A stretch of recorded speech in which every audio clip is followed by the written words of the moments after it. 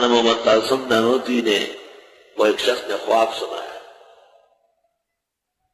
تو مولانا محمد قاسم صاحب نے کہا کہ اگر وعدہ کرو گے کہ مٹھائی کھلاؤ گے تو ایسی تعبیر دے دوں گا کہ آپ کی تنخواہ 30 روپے ہو جائے گی۔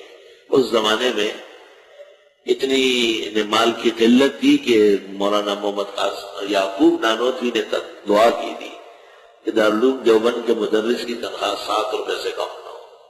حضرت گنگوئی اور مولانا محمد قاسم کی تنخواہ 2 روپے 2.5 روپے رہی۔ 2 آنے کی بھینس ملتی تھی، حضرت مدنی لکھتے ہیں، جو دودھ دینے والی۔ انگریزوں کے آنے سے ملک میں تباہی مچ گئی ہے۔ ہمیں جو یاد ہے خود حیرانی کی بات ہے، 40 روپے کی بکری ہم نے خریدی، راستے میں 3 بچے دے دیے۔ 100 روپے کی بھینس ہم نے خریدی اور 3 مہینے بعد اس نے بچی دی اور وہ بچی 20 دن میں ماں کے برابر ہو گئی، اتنا دودھ تو اس بھینس، 100 روپے۔ اب میرے کیسٹ کسی نے لگایا تھا تو اس میں نے کہا کہ اب اچھی اور بہترین بھینس 20-25 سے لے کے 30 کی ہوتی، 20 سال پہلے۔ اب اس دن ہم منڈی گئے طالب علموں کی دہی کے لیے بھینسیں خریدنے کے لیے، ایک ایسی بھینس کے جس کو دیر تک دیکھنا بھی ٹھیک نہیں تھا، ایسی گندی فضول، 80 سے نیچے نہیں آ رہا۔ 1 لاکھ اور 1.5 لاکھ ایک بھینس کی قیمت بولتے، پیسہ اس قدر بے قیمت ہو گیا، دولت اتنی ذلیل ہو گئی۔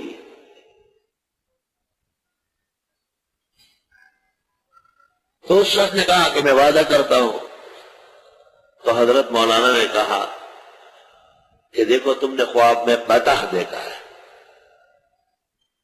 بطخ، بات واحا، تو فرمایا کہ 10 30 روپے ہو گئے، اور اگر تم مٹھائی نہ کھلاتا تو میں اس کا تعبیر عربی میں کرتا ہے، تو عربی میں بطخ کو بط کہتے ہیں، ٹھیک سے 2 حروف ہے، اور زیادت المبانی تدل علی زیادت المان۔ اس کا مطلب یہ ہوا کہ ایک آدمی ایک معبر کو سناتا ہے کہ میں نے خواب میں سورج دیکھا ہے، وہ اس کو کہے کہ چونکہ سورج ہماری زبان میں مذکر ہے اس لیے آپ کا بیٹا ہوگا، اور اگر یہ کہے کہ سورج عربی میں مؤنث ہے لہذا آپ کی لڑکی ہوگی، تو یہ معبر کی وجہ سے خواب خراب ہو گیا۔ اس لیے حدیث میں ہے کہ خواب بڑے عالم کو یا بہترین ماہر کو بتائے یا مخلص دوست کو جو فوراً اس کی اچھی تعبیر کر لے۔ تعبیر 2 ہوتی ہے، ایک بعید اور ایک قریب۔ مثلا ایک آج کے خواب دے گا کہ مردہ اس کو کہتے ہیں کہ آئیے راضا شاہ راضا، تو ایک مولانا یہاں آئے اور شنڈے تیز یہ کہ میں اولے سے چل رہے اس کے مضرمان سے رہتا ہوئی راضا۔ میں نے کہا آپ خواب جانتے ہیں؟ کہا نہیں، آپ سے پوچھنے آیا ہو۔ میں نے کہا حضرت کے یہاں چلتے ہیں، بس ظاہر پر عمل ہو جائے گا، وہاں ضرورت تھی اس دنوں میں، آئے تو چلے گا، کہتا بات ختم ہو جائے گی، ضروری ہے کہ آپ قبر میں ان کے پاس جائیں گے۔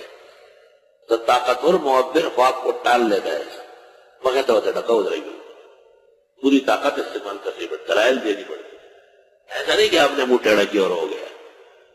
الحمدللہ وہ خواب دیکھنے والا اب بھی زندہ ہے، لا الہ الا اللہ۔ اگر کمزور مومن وہ ہو توبہ توبہ۔ اچھا جی آپ وصیت فرمائیے۔